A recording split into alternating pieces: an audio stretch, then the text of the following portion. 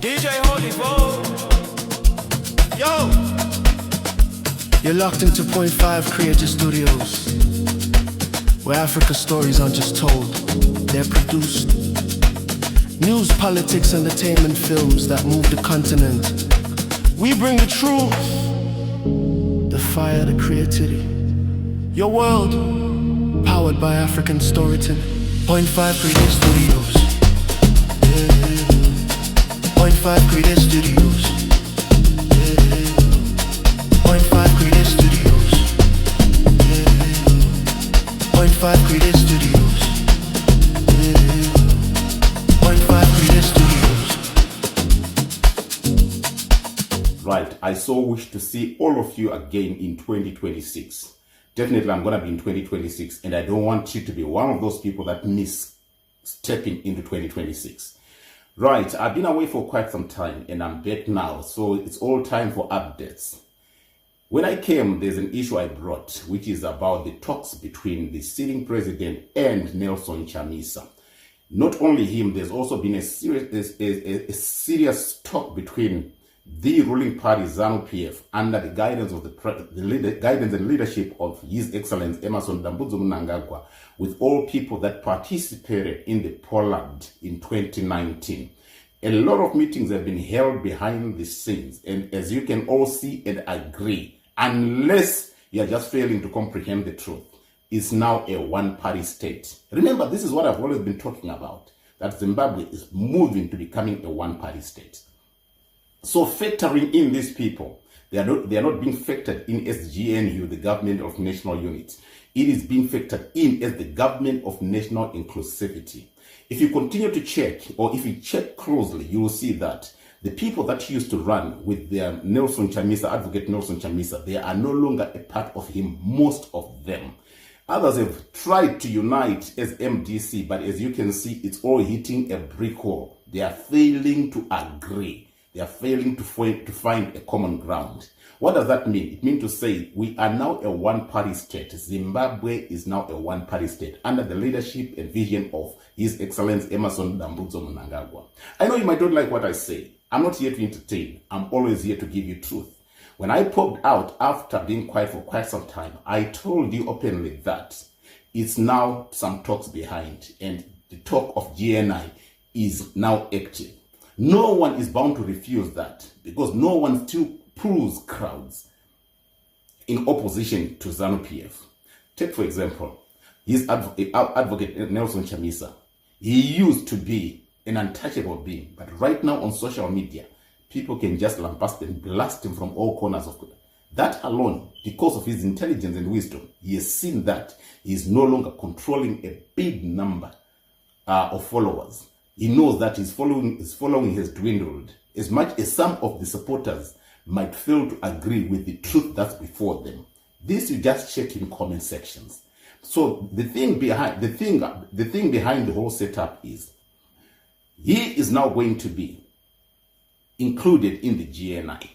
The talks are already in progress. I can confirm that. I don't need to disclose anything, because bloggers and some media houses, they will go rampant with the information. You know that if you don't believe it or have never believed it, this is the source of information. I've never come here to miss on anything. Anything I say, trust it 100% without a feather of doubt. So the position that's there right now is all those big players who wanted to do politics have already been approached behind the scenes. Some have taken it on board and are willing to work with ZANU PF. The individe within ZANU PF is not supposed to be a part of you. I see most people who have never supported ZANU PF or never followed on ZANU PF start to report more on ZANU PF. What's happening within ZANU PF can confuse you. You see Paul Tungarara saying a lot of things. You hear also Kudata Gray doing his rallies. You also do. Remember, I am the one who came and told you that it is high time Kudata Gray stops the rallies. The minute he continued with one, he stepped one over the board. One over the board. For that reason, that was what led to the insurgence of Paul Tungarara. It's a way of culminating every person who wants to think that they are now bigger than ZANU PF. And above all, they are now ahead of the visionary himself. He knows how to control politics. Hats off to him. He knows how to play politics. Like him or not, he knows how to play politics and how to control. Right now within ZANU PF, there's 3 big candidates who are touted for the next position of president. We have got the retired Army General Constantine Chiwenga. He is a potential presidential candidate in the waiting. We also have got Paul Tungwarara, who's also seeing that he stands a very big opportunity. Remember, he has been the president's advisor for years. From the time he was in Dubai, people would hear and rumor that the sitting president has been on holiday in Dubai. It was at Paul Tungwarara's place. For that reason, it shows you how close they are. Then you come to Kudata Gray. Don't forget that incident that actually made everyone to realize that, oh, is this how close he is to the president? When they went for that golf tournament and he acted a drunk man after playing golf, you understand? All those moves were just to try and show you that I am close to the president. So who's now close to the president? People will tell you that the retired Army General Constantine Chiwenga still carries a serious respect for the sitting president. He still sees him as his big brother, not a co-patriot, but as a big brother, because he has been guided through so many things during their time together. History will tell you and records will tell you. Even information that we have tells you that. Yes, they might have disagreed here and there, but at the end of the day, ZANU PF have learned one thing: how to find each other in the game of politics. This is exactly our position currently, and this is where we are. Where to now from here? That's what most people's question. That's what's on most people's head. That question can simply be answered. ZANU PF has come together. With all the 3, the only person who's outside of ZANU PF but has been a person of influence and notability is Advocate Nelson Chamisa. He has now been invited for private talks away from the public space by the sitting president. And I think from what I've heard, everything is progressing well. You saw him now coming out, talking about working together. Remember, when I spoke about it, people thought, oh, I'd lost my mind. I don't lose my mind because I don't report on what I don't know. Everything I want to try and bring here is validated. And the good thing is I get it way before everyone. Right now, where we are heading, 2026, is going to shape politics in Zimbabwe once and for all. One other thing that I want you to keep to heart: forget the 2028 elections. I don't think the 2028 elections are going to see the light of the day. This is just me telling you so that you be prepared and not be hyped by people saying a lot of things. The only person who I still think needs to be approached carefully and have to make sure that they swallow their pride, come off their high horse, and make sure that they come to the common ground with everyone and reason together with the sitting president is Tendai Biti.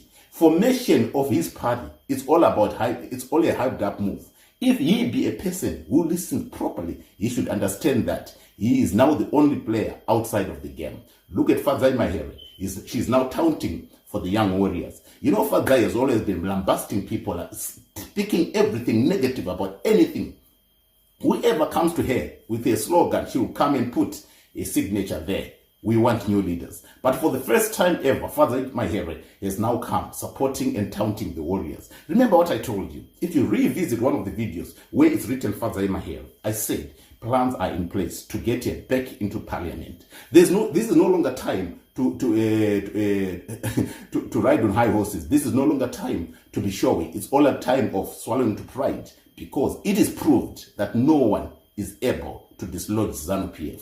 No one has got the power or capacity or potential to outsmart ZANU PF. So because of that, building of the nation, patriotism, the Patriots for AD has been put together to try and make sure that it works with all these people who are disgruntled, make sure that their grievances are addressed. And as you can see, 2026 is promising. A lot of things have taken place. I'll be coming with more detailed information. As of now, because of information I have, I've been told just to hold back and not disclose a lot of things, but just give you a positive way to tell you that oneness is now the new language of Zimbabwe in 2026. With this, I'm out. Hope I'll be back again to give you more information. Enjoy your holidays. And like I said, never be a victim of accidents on the road. See you in 2026. Bye for now.